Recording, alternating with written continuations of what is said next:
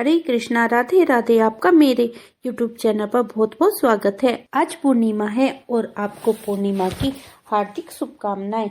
हमारे हिंदू धर्म में पूर्णिमा का विशेष महत्व है।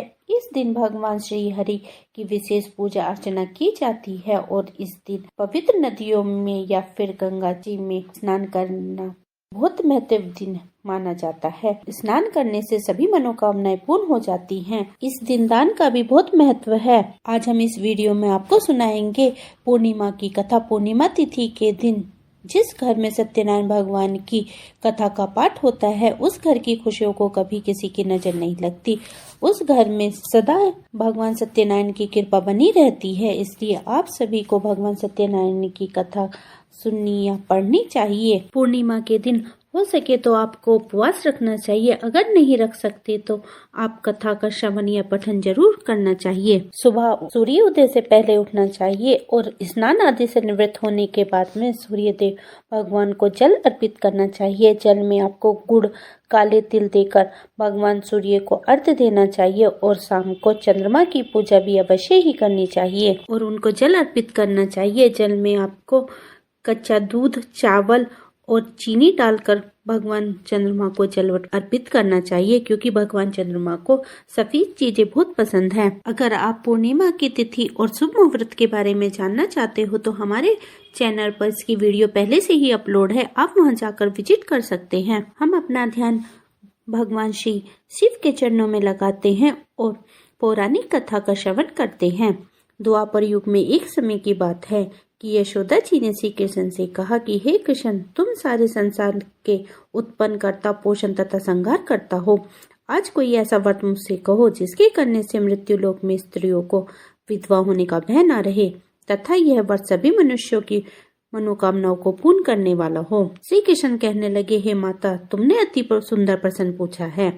मैं तुमसे ऐसे ही व्रत का सविस्तार कहता हूँ। सौभाग्य की प्राप्ति के लिए स्त्रियों को 32 पूर्णमासियों का व्रत करना चाहिए।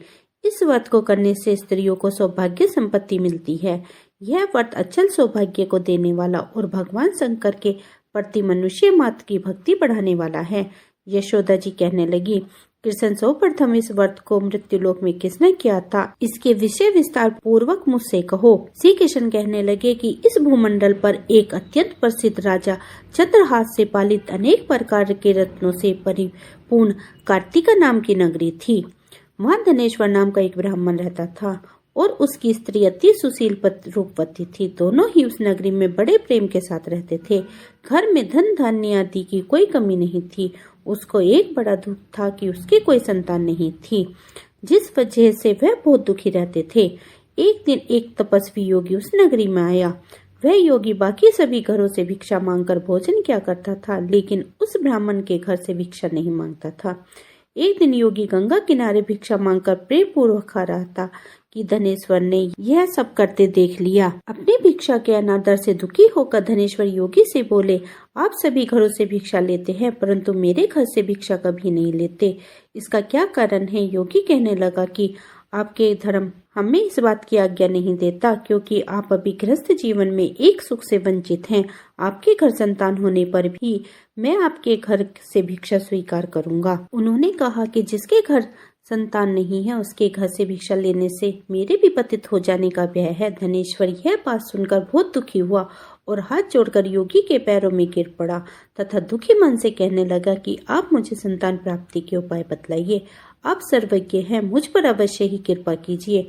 धन की मेरे घर में कोई कमी नहीं है, लेकिन मैं संतान न होने के कारण अत्यंत दुखी हूँ। आप मेरे इस दुख का हरण कीजिए। यह सुनकर योगी कहने लगे, तुम चंडी की आराधना करो। घर पहुंचकर उन्होंने ये सारी बात अपनी पत्नी को बतलाई और खुद वन में चला गया। वन में पहुंचकर उसने चंडी की आराधना की और उपवास किया। चंडी ने 16वें दिन उसको सपने में दर्शन दिए और कहा कि हे धनेश्वर, जा तेरे पुत्र होगा, लेकिन उसकी आयु सिर्फ 16 वर्ष होगी। 16 वर्ष की आयु में ही उसकी मृत्यु हो जाएगी। अगर तुम दोनों स्त्री और पुरुष 32 पूर्णमासी के व्रत करोगे तो वह दीर्घायु हो जाएगा। जितनी तुम्हारी समर्थ है उतने आटे के दिए जलाकर शिव की पूजा करना, लेकिन पूर्णमासी 32 होनी चाहिए। सुबह होते ही तुम इस स्थान के पास एक आम का पेड़ दिखाई देगा। उस पर चढ़कर एक फल तोड़कर अपने घर चले जाना, अपनी स्त्री के इस बारे में बताना। सुबह स्नान होने के बाद वह स्वच्छ होकर शंकर जी के ध्यान करके उस फल को खा ले, तब शंकर भगवान की कृपा से उसको गर्भ हो जाएगा। जब ब्राह्मण सुबह उठा तो उसी स्थान पर आम का पेड़ दिखाई दिया और वह उस पर फल तोड़ने के लिए चढ़ा, लेकिन वह पेड़ पर चढ़ नहीं पा रहा था। यह देखकर उसे बड़ी चिंता हुई। उसने भगवान गणेश की उपासना की और कहा कि हे दयानिधे, अपने भक्तों के विघ्नों का नाश करके उनके मंगल कार्यों को करने वाले, दुष्टों का नाश करने वाले, रिद्धि सिद्धि देने वाले, आप मुझे इतना बल दे कि मैं अपनी मनोकामना पूर्ण कर सकूं। इसके बाद वह पेड़ से फल तोड़कर अपनी पत्नी के पास पहुंचा। उसकी पत्नी ने अपने पति के कहे अनुसार उस फल को खा लिया और वह गर्भवती हो गई। देवी की कृपा से उसे बहुत सुंदर पुत्र पैदा हुआ। उसका नाम उन्होंने देवीदास रखा। माता पिता के हर्ष और शोक के साथ वह बालक बढ़ने लगा। भगवान की कृपा से बालक बहुत ही सुंदर था, सुशील और पढ़ाई लिखाई में भी बहुत निपुण था। दुर्गा जी के कथानुसार उसकी माता ने 32 पूर्णमासी व्रत रखा। जैसे ही 16वां वर्ष लगा तब दोनों पति पत्नी बहुत दुखी हुए, कहीं उनके पुत्र की मृत्यु न हो जाए। उन्होंने सोचा कि अगर उनके सामने यह सब हुआ तो वे कैसे देख पाएंगे। तभी उन्होंने देवीदास के मामा को बुलाया और 1 वर्ष के लिए देवीदास को काशी में पढ़ने के लिए भेज दिया। 1 वर्ष के बाद उसे वापस लेकर आ जाना। देवीदास अपने मामा के साथ एक घोड़े पर सवार होकर चल दिया। उसके मामा को यह भी बात पता नहीं था। दोनों पति पत्नी 32 पूर्णमासी के व्रत पूर्ण कर किए। दूसरी तरफ मामा और भांजा दोनों रात गुजारने के लिए रास्ते के एक गाँव में रुके। उस दिन उस गांव में ब्राह्मण की कन्या का विवाह होने वाला था। जिस धर्मशाला में वर की बारात और के बाकी लोग रुके हुए थे, उसी धर्मशाला में देवीदास और उसका मामा ठहर गए। उधर कन्या को तेल आदि चढ़ाने के बाद जब लगन का समय आया तो वर की तबीयत खराब हो गई। वर के पिता ने अपने परिवार वालों से विचार विमर्श करके कहा कि यह देवीदास मेरे पुत्र जैसा ही है, मैं इसके साथ लगन करा दूं और बाद में बाकी सारे काम मेरे बेटे के साथ पूरे हो जाएंगे।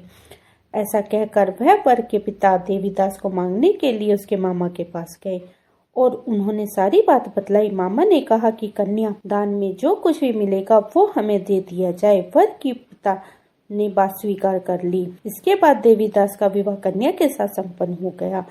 इसके बाद वह अपनी पत्नी के साथ भोजन न कर सका और मन में सोचने लगा कि न जाने ये किसकी पत्नी होगी। यह सोचकर उसकी आंखों में आंसू आ गए। तब वधू ने पूछे, क्या बात है, आप उदास क्यों हूँ? तब उसने सारी बात अपनी पत्नी को बतला दी। तब कन्या कहने लगी, यह ब्रह्म विवाह के विपरीत है। आप ही मेरे पति हैं, मैं आपकी पत्नी रहूंगी, किसी अन्य की कभी नहीं। तब देवीदास ने कहा, ऐसा मत कहिए, क्योंकि मेरी आयु बहुत कम है, मेरे बाद आपका क्या होगा। लेकिन उसकी पत्नी नहीं मानी और बोली, स्वामी आप भोजन कीजिए। दोनों रात को सोने के लिए चले गए। सुबह देवीदास ने पत्नी को 4 नगों से जड़ी हुई अंगूठी दी और एक रुमाल दिया और बोला कि हे प्रिय, इसे लो और संकेत समझकर चिर स्थिर हो जाओ। मेरे मरे और जीने जानने के लिए एक पुष्प वाटिका बना लो और सुगंधित वाली एक नवमल्लिका लगाओ। उसको प्रतिदिन जल से सींचो और आनंद के साथ खेला कूदा करो।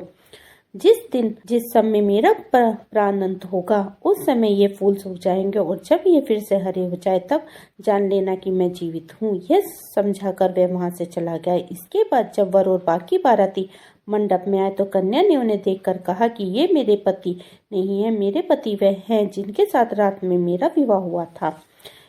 इनके साथ मेरा विवाह नहीं हुआ है। अगर ये वही है तो ये बताए कि मैंने इनको क्या दिया है।